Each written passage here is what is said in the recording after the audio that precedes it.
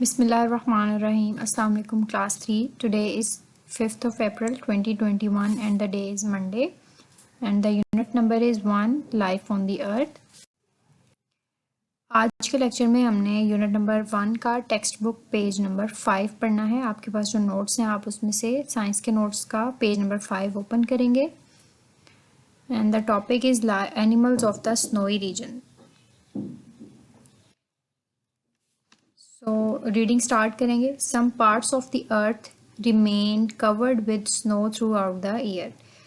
कि दुनिया के कुछ ऐसे हिस्से होते हैं जो पूरा साल वहाँ पे बर्फ़बारी होती रहती है, स्नो पड़ती रहती है, तो वो स्नो से कवर रहते हैं थ्रू आउट द ईयर पूरा साल। The plants and animals found in these areas can survive in extreme cold weather. तो अभी हमने जैसे कि टॉपिक में है कि स्नोई रीजन में कौन कौन से जानवर रह सकते हैं, कौन कौन से एनिमल्स रह सकते हैं, उनके बारे में हमने पढ़ना है। तो कह रहे हैं कि कुछ जानवर और कुछ पौधे ऐसे होते हैं जो ऐसे एरियाज़ में या एक्सट्रीम कोल्ड वेदर, बहुत ज़्यादा सर्दी में भी सर्वाइव कर जाते हैं, यानी कि ज़िंदा रह सकते हैं। थिक स्किन, उनकी जो स्किन होती है वो बहुत मोटी होती है, एंड थिक फर, और उनके जो बॉडी पे बाल बहुत ज़्यादा होते हैं तो वो बहुत उनकी फरी जो होती है स्किन होती है। थिक फरी skin on the bodies of the polar bear. जैसे कि पोलर बियर की बॉडी जो होती है वो उस पर स्किन उसकी बहुत थिक होती है और फर होती है, और वुल्फ की भी इसी तरह से बॉडी होती है। वो बॉडी उनको प्रोटेक्ट करती है, ये स्किन जो है it protects them from extreme cold weather. बहुत ज़्यादा सर्दी से इनकी स्किन उनको बचाती है, तभी इनका सर्वाइवल ऐसे एरियाज़ में पॉसिबल होता है। The special structure of their feet helps them to move on the ice.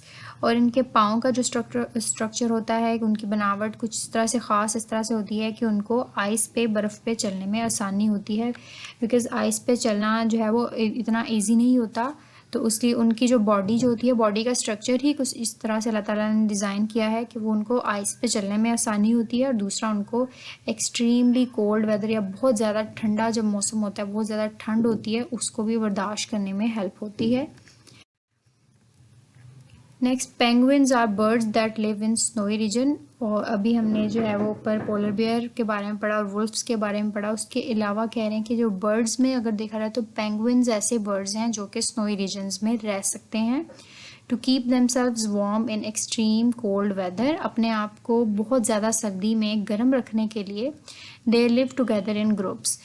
कुछ तो उनकी बॉडी का स्ट्रक्चर भी हमने पढ़ा कि होता है इस तरह से कि वो सर्वाइवल पॉसिबल हो जाता है ठंडे एरिया में।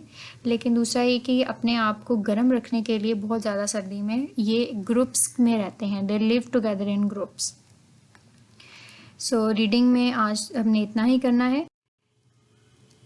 देन आपका क्वेश्चन नंबर 6 है, वो आपने अपनी नोटबुक पर राइट करना है और उसको आपने याद भी करना है। Question number 6 is write down the names of any 3 desert animals. Desert animals, कोई से भी 3 जानवरों के आपने नाम लिखने हैं जो डेजर्ट्स में रहते हों, यानी कि सहरा में रहते हों। ये हम प्रीवियसली इसकी रीडिंग कर चुके हैं इस पेज की। Answer is snake, camel and rat. इसके अलावा भी आप कोई और जानवर के नाम भी लिख सकते हैं, और इनको आपने लिखना भी है और आपने इनको याद भी करना है। और जितना भी अब तक हम पढ़ चुके हैं उसको आप साथ साथ इसकी रिवीजन करते रहें। इसका फिर यूनिट का कंप्लीट होने के बाद इसका आपका मैं एक टेस्ट भी लूँगी, जितना भी मैंने पढ़ाया होगा आपको। तो इसलिए अपना जितना भी काम मैं आपको डेली का डेली करवाती हूँ उसको साथ साथ रिवाइज करते जाएं।